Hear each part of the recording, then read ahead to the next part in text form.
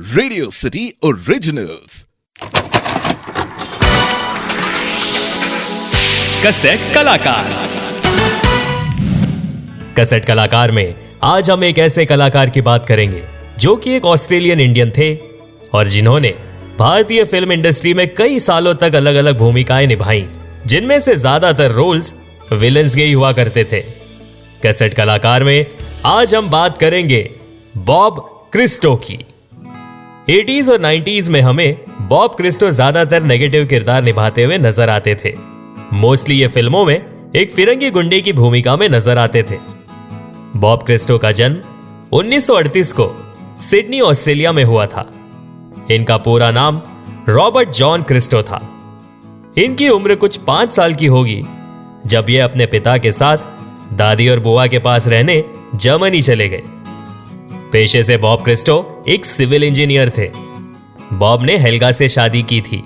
Helga उनकी पहली पत्नी थी और इस शादी से उनके 3 बच्चे हुए, एक बेटा और 2 बेटियां। लेकिन बहुत जल्द ही उनकी पत्नी का एक्सीडेंट हो गया और इस एक्सीडेंट में उनकी पत्नी की मृत्यु हो गई। इसके बाद बॉब क्रिस्टो ने एक बहुत ही टफ डिसीजन लिया और अपने बच्चों को एक अमेरिकन फैमिली को सौंप दिया। और फिर बॉब क्रिस्टो आर्मी के असाइनमेंट के लिए वियतनाम चले गए। इसके बाद वो हांगकांग, ओमान, साउथ अफ्रीका जैसे कई और देशों में गए। कहते हैं कि बॉब क्रिस्टो जिम्बाब्वे में रह रहे थे, तब उनकी नजर एक मैगजीन पर गई। उस मैगजीन के कवर पर छपी एक्ट्रेस की फोटो को देखकर बॉब उस एक्ट्रेस की खूबसूरती के दीवाने हो गए।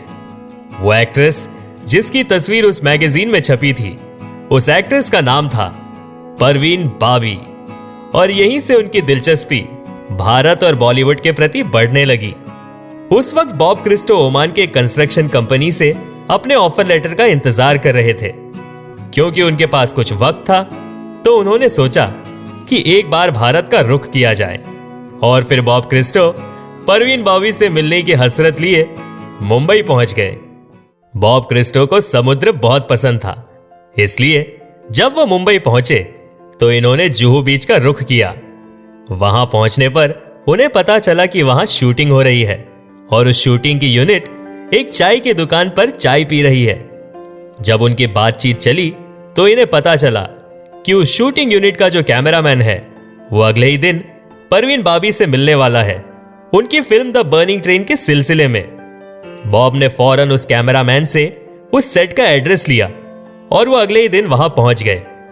वहां पहुंचने पर बॉब उस कैमरामैन से बात कर ही रहे थे कि बॉब को पीछे से किसी की आवाज सुनाई दी।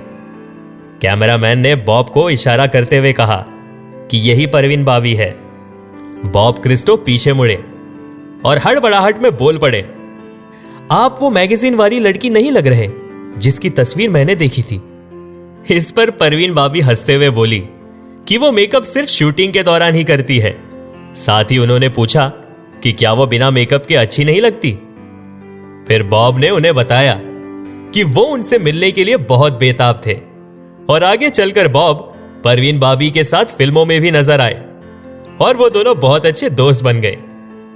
संजय खान ही वो शख्स थे जिन्होंने बॉब क्रिस्टो को 1980 में आई फिल्म अब्दुल्ला में काम करने का मौका दिया था।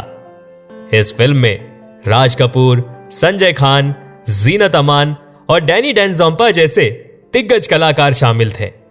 इस फिल्म में बॉब क्रिस्टो ने एक जादूगर की भूमिका निभाई थी जो डैनी के लिए काम किया करता था। इस फिल्म के बाद उन्हें कई और फिल्मों के ऑफर्स आने लगे।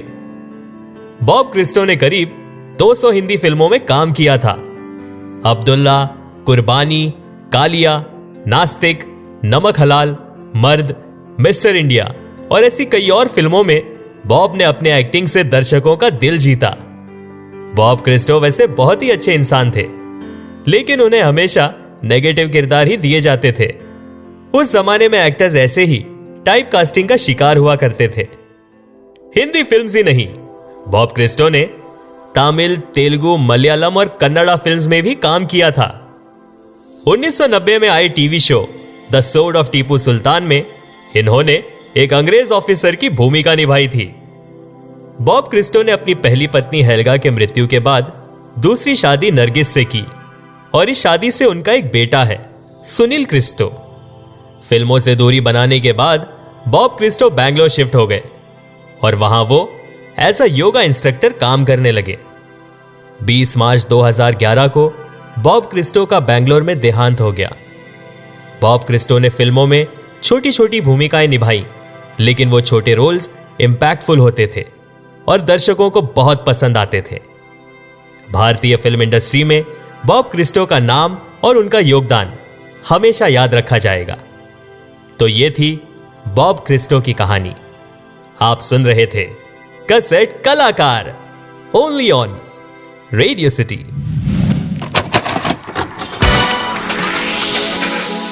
कैसेट कलाकार।